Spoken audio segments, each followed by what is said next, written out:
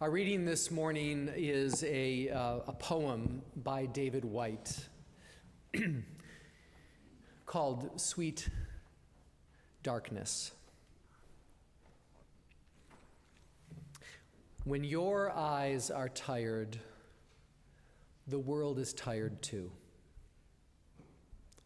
When your vision has gone, no part of the world can find you. Time to go into the dark, where the night has eyes to recognize its own. There you can be sure you are not beyond love. The dark will be your womb tonight. The night will give you a horizon further than you can see. You must learn one thing.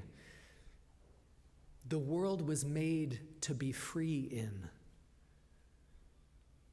Give up all the other worlds, except the one to which you belong. Sometimes it takes darkness and the sweet confinement of your aloneness to learn that anything or anyone that does not bring you alive is too small for you.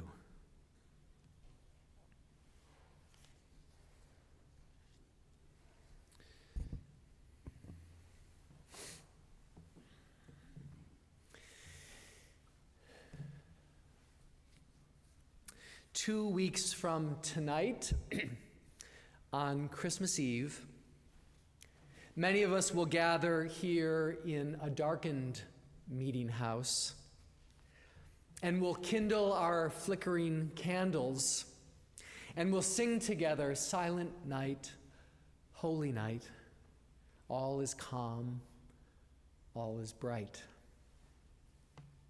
It's my favorite part of the service on Christmas Eve.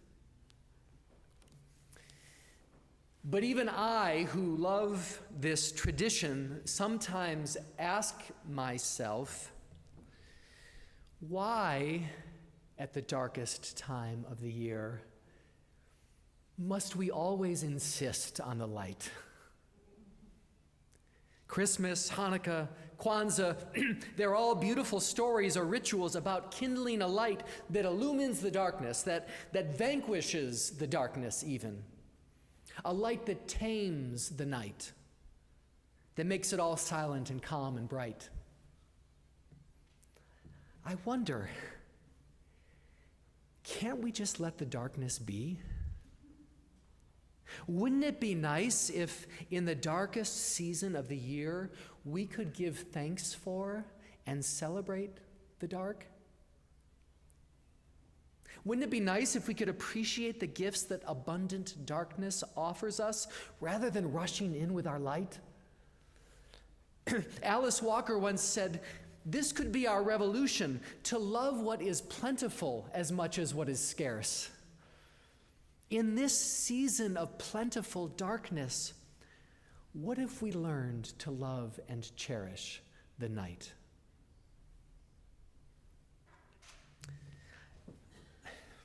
I don't know about you, but sometimes the light wears me out, right? My body grows weary from all the activity that the light demands of me, all the busy waking hours, the responsibilities and cares, the blue glare of my phone or computer screen, tiring my eyes, keeping my body on high alert. Oh, darkness gives us permission, sweet permission, to stop, to lay down the burdens of our day and to rest, to renew our strength. We know that our bodies need the rest that darkness affords. My doctor's always telling me I need to get more sleep, but our spirits need rest too. Sometimes our weary soul could use a dark, quiet place where it can find renewal. Notice the earth and her creatures this time of year. The trees are bare. The fields lie fallow. The animals burrow and hibernate in the dark. But this is not mere idleness. It's the world preparing itself for another season of life and growth. Do what the squirrels do this time of year. Store up some energy. Stow it away somewhere. Hide it somewhere for the days and months to come. The coming year will ask much of us.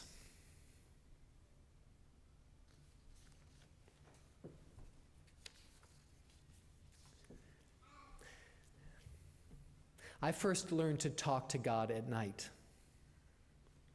in the dark. When I was little, my grandmother would tuck me into bed and teach me a prayer that went like this. Now I lay me down to sleep.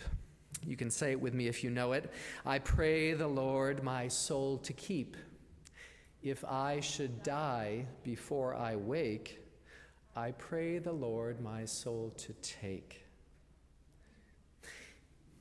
Even if I wasn't conscious of it at the time, that first prayer taught me two important lessons about the spirituality of darkness. First, it taught me that the night was a favorable time to communicate with the holy. That when the world quieted down, somehow the channels of communication with the divine opened up and there was opportunity for connection. But the second thing that prayer taught me, and this was no small gift, is that sometimes it's okay to confront our fears in the dark, and even to share our fears with God in the dark. I learned that scary things that go bump in the night, things that hide in the shadows or the recesses of our consciousness, I learned that we didn't have to hide these things from God. I could dare to speak them aloud. I mean, there I was at just 6 years old saying, if I should die before I wake, I pray the Lord my soul to take. That's a pretty scary prayer for a 6-year-old. I mean, these days we'd probably slap a trigger warning on that prayer, right? Please note that the following prayer will raise the prospect of your immediate death.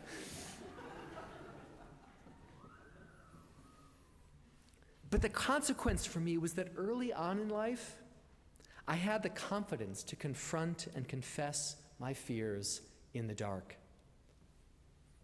No doubt my grandmother's loving presence by the bedside helped make that possible. Somewhere along the way, though, I lost my faith in the night. I no longer trusted that I could take my fears to God in the dark, that I could speak to God or even to my conscious self about the things that kept me awake at night.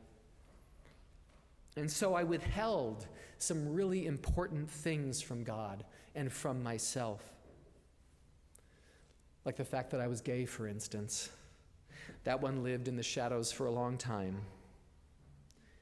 Somehow I had grown afraid of the dark and the truth that it held.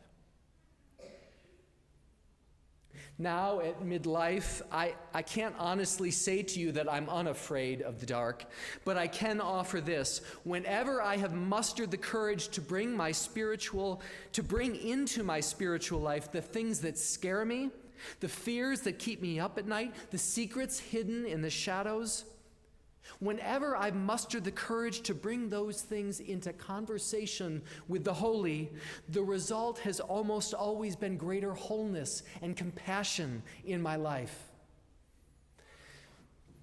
I once had a professor in seminary who was a Jungian dream analyst. And when we'd share our dreams with him, he'd always say to us that all of our dreams, even our most frightening nightmares, come to us in service of our health and wholeness. And I guess I believe that's true about all the fears that we confront in the night. That if, under the right circumstances, we bring them to light, if we incorporate them into our spiritual life, it will be in the service of our health and wholeness. The darkness is where we find the courage to confront the truth that will make us whole.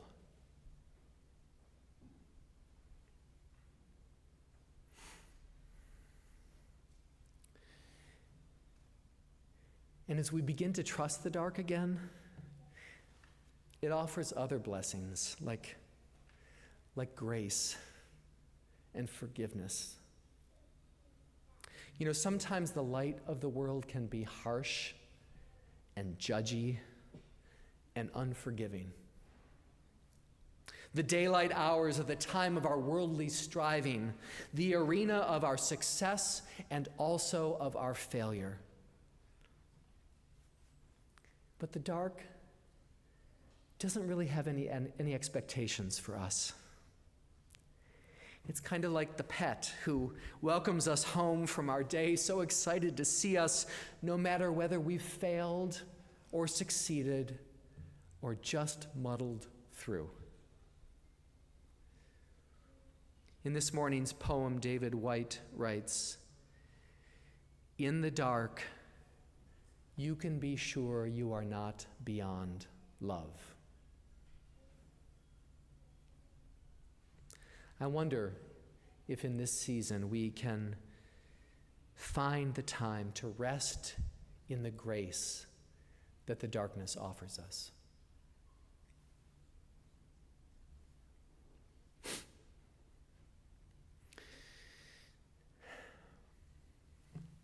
I began by talking about how on Christmas Eve we light candles and sing Silent Night together.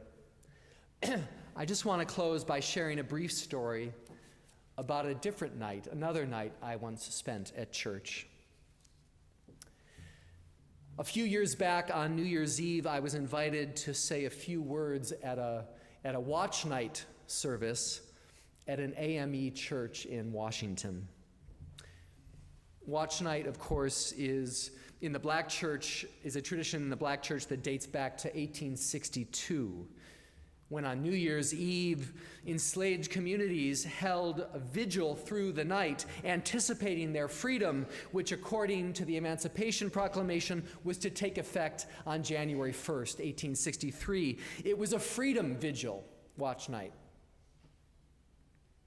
The watch night service I attended was on New Year's Eve 2016, just a few weeks after the election of our last president, but before the inauguration.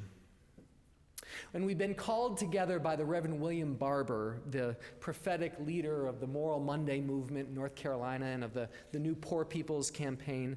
He'd invited us to be together in the darkness on that watch night, to hold a vigil for our freedoms and our futures. And there was a lot of justifiable fear and trepidation in the room that night, and we gathered to give one another courage in the dark. One of the speakers that night was the Sikh human rights activist, Valerie Kaur.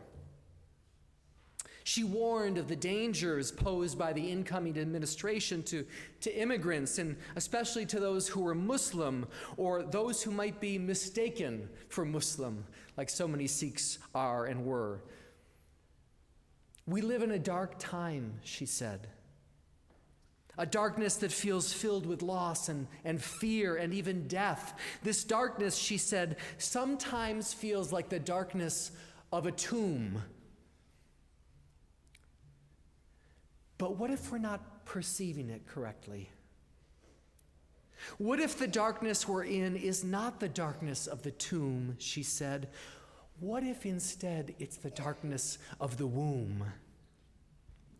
What if this darkness were a generative darkness, a space pregnant with possibility, a time when we can find our courage together and create new and powerful and redemptive communities and movements together?" She didn't invite us to banish the darkness with the light. She didn't ask us to push the darkness away or deny it. She just invited us to imagine that the darkness itself contained possibilities for new life and new beginnings. And I offer that story to you, friends, because we are living right now through a pretty dark time. A time that seems characterized by violence and dashed hopes, and imperiled futures, but also punctuated by the lovely cries of children, right? Instead of pushing the darkness of this time away or tamping it down, what if we hung in there and stayed with the darkness for a while, stayed with our fear and our not knowing, but not so we get stuck there. What I wish for you and for me in this season is night vision. A vision that helps us see in this darkness the possibility latent in this moment. Opportunities to reach out and care for one another. Opportunities to take a risk for peace and reconciliation. Opportunities to build strong communities where life is nurtured and hope is sustained.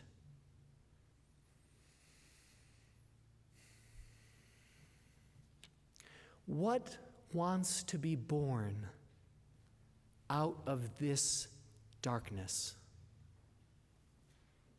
In our own lives and in our world. I believe in the night.